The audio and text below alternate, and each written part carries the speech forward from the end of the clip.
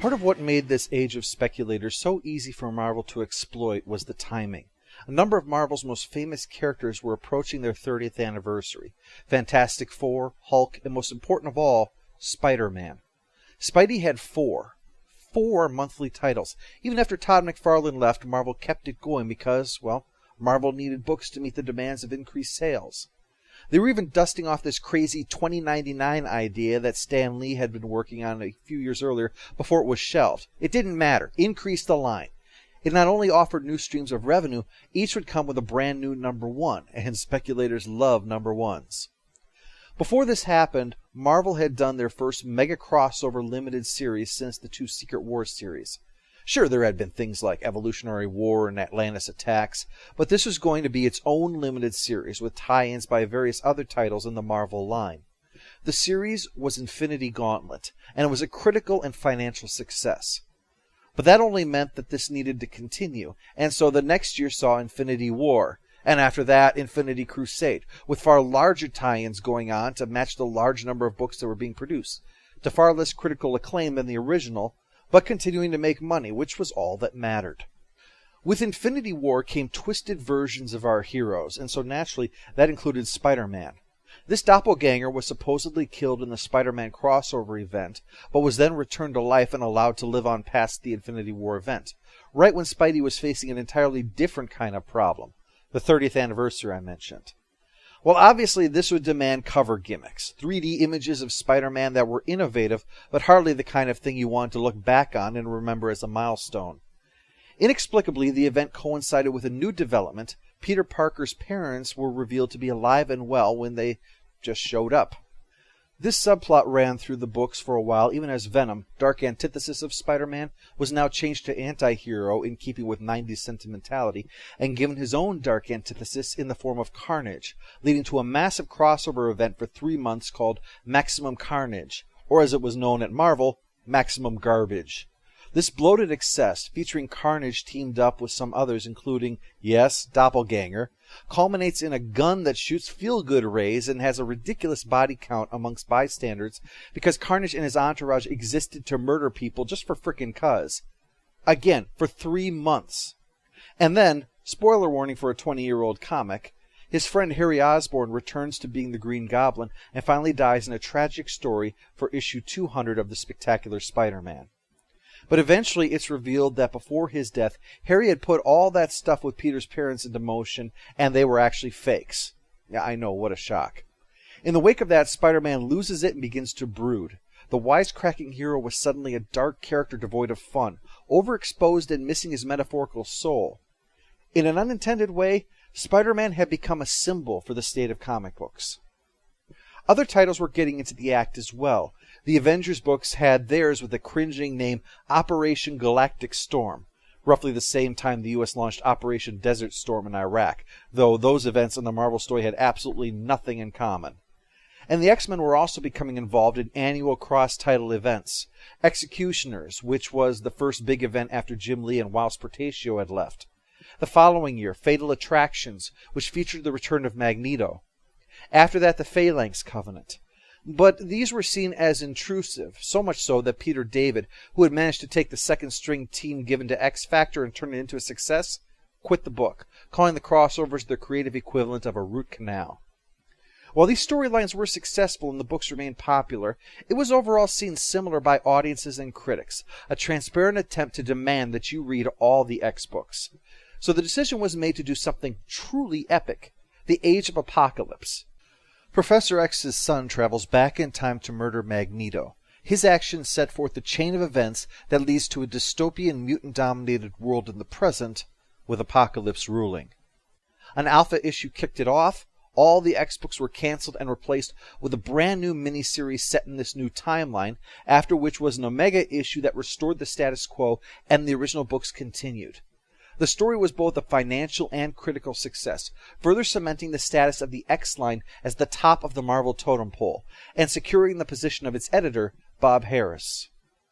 Meanwhile, Valiant was still growing and Image struggled to meet its deadlines. Now, it just so happens that Valiant's Steve Masarsky and Jim Lee were friends with each other, despite the fact that they were competing in the comic book business. After all, the two companies couldn't have been more different. Valiant was a tightly knit universe with specific rules in place and owned by the company. Image was a loosely connected group that had everything from super science to mutants to magic at work, each owned by its own individual studio. And make no mistake, they owned it. Todd McFarlane, incredibly rich and knowing that he was still struggling to grasp the finer points of writing comics, brought in 4 veteran writers for Spawn.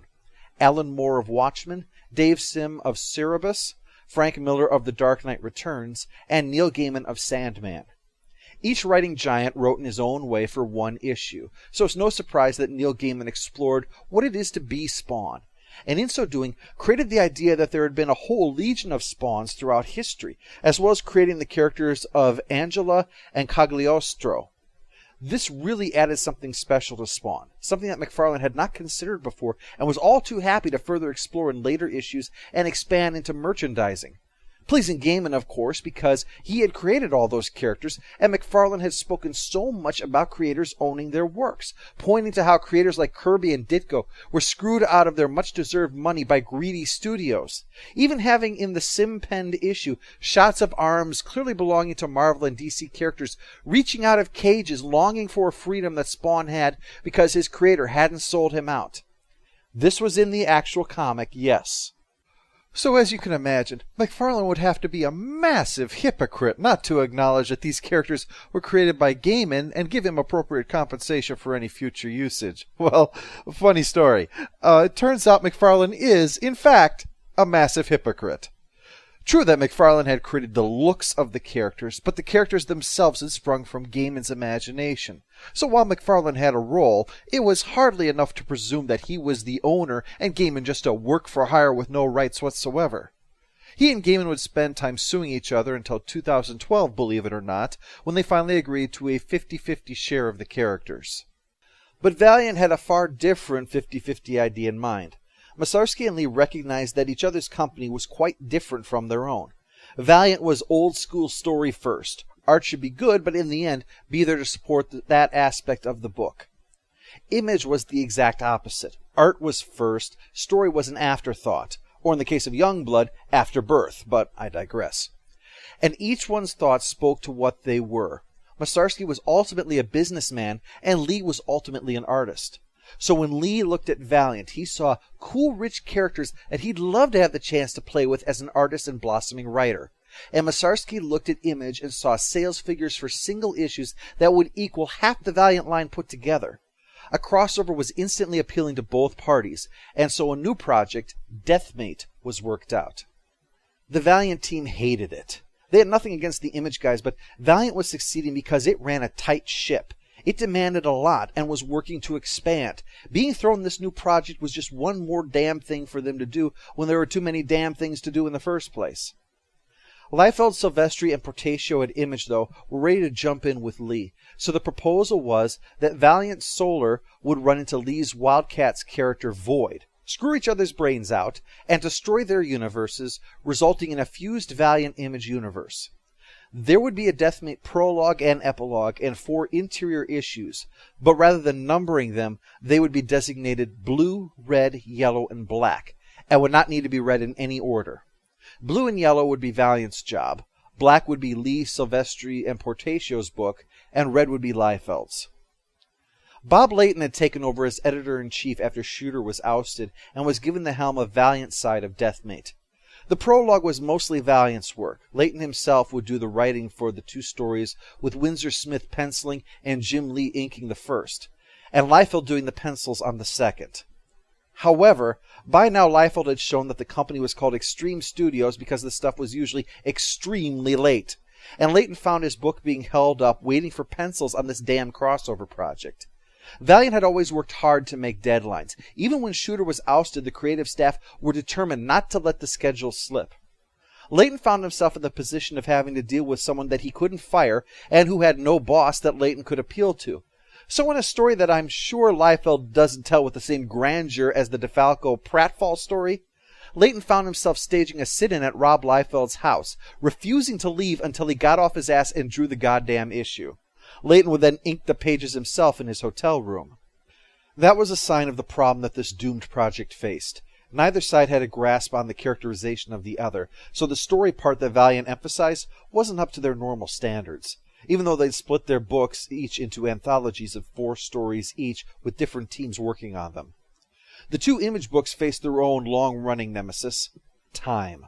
Black was late, and Red and Epilogue were both ridiculously late.